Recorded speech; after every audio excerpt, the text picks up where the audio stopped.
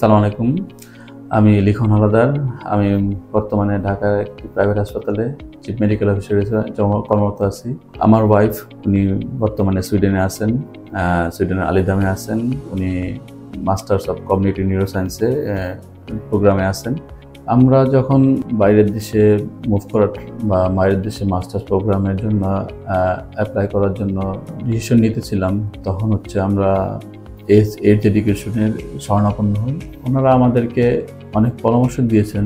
ওনারা আমাদেরকে অনেক এমনভাবে গাইডলাইন দিয়েছেন যাতে আমরা ঠিক সঠিক চয়েসটা নিয়ে আগাইতে পারি। এখানে ওনারা আমাদেরকে বলছে হোয়াই সুইডেন, কেন আমাদের জন্য সুইডেন, কেন স্পাউসদের সুইডেনের সুবিধা কী, তারপরে মাস্টার্স প্রোগ্রাম সাথে সাথে সুইডেনের কালচার, সুইডেনের সব কিছু সম্বন্ধে ওনারা আমাদেরকে গাইডলাইন দিয়েছেন।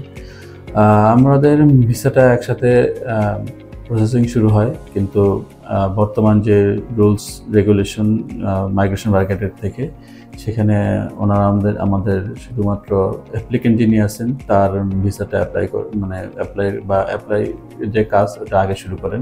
এইভাবে আমার ওয়াইফের ভিসাটা হয়ে যায় এবং উনি সুইডেনে চলে যায় সেপ্টেম্বরে। আমার ওয়াইফ সুইডেনে যাওয়ার পরে 1 মাস পরে আমার বায়োমেট্রিক হয়, আর তার 7 দিন পরে আমি রেসিডেন্স পারমিট কার্ড পেয়েছি। আর বর্তমানে আমার কাছে কার্ডটা আছে।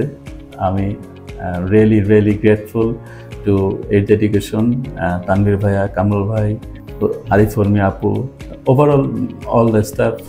এজ এডুকেশন না থাকলে আমাদের এই স্বপ্নটা বাস্তবায়ন কখনোই সম্ভব হতো না। ওনাদের প্রপার গাইডলাইন, ওনাদেরকে আমি অনেক জ্বালাইছি।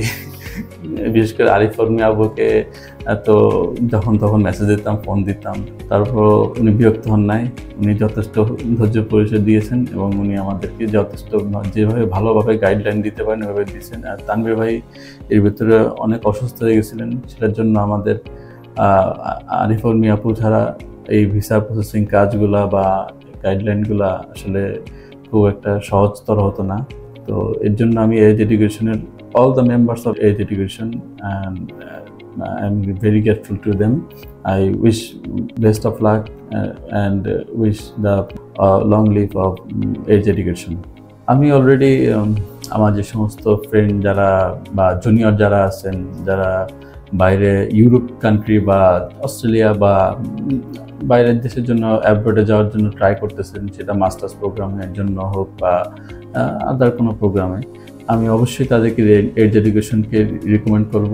এখানকার যে সাপোর্ট ওনারা আমাদেরকে দিয়েছেন বা যে গাইডলাইনটা দিয়েছেন, এটা একদম প্রপার ছিল। প্রপারলি ওয়েতে আমাদের অনেক ভিসা রিজেকশন হয়েছে এবারে কিন্তু সুইডেনে। তো সেক্ষেত্রে আমাদের ভিসা যে হয়ে গেছে, এটা একমাত্র এজ এডুকেশনের অবদান। এটা ছাড়া, ওনাদের অবদান ছাড়া বা ওনাদের প্রচেষ্টা ছাড়া এটা কখনোই সম্ভব হতো না। তো আমি চাই যে সবাই এদিক ওদিক না ঘুরে অবশ্যই আপনারা এডুকেশনের শরণাপন্ন হবেন, যাতে আপনাদের ভিসা রিজেকশনটা না হয় এবং আপনারা প্রপারলি আপনাদের ভিসাটা টাইমলি পান এবং আপনাদের স্বপ্নটা আপনারা টাইমলি বাস্তবায়ন করতে পারেন, যাতে আপনাদের ইয়ার লসও না হয়। আমি আজকে সুইডেন এম্বাসি থেকে আমার রেজিডেন্ট পারমিট কার্ড পেয়েছি। This is my UT card or resident permit card. আমি খুব শীঘ্রই সুইডেনে ফ্লাই করে যাব এবং আমার ওয়াইফকে খুব তাড়াতাড়ি মিট করব। এবং থ্যাংক ইউ অল, এবং thanks all the staff on employee of Edge Education for being with us and for their guidance.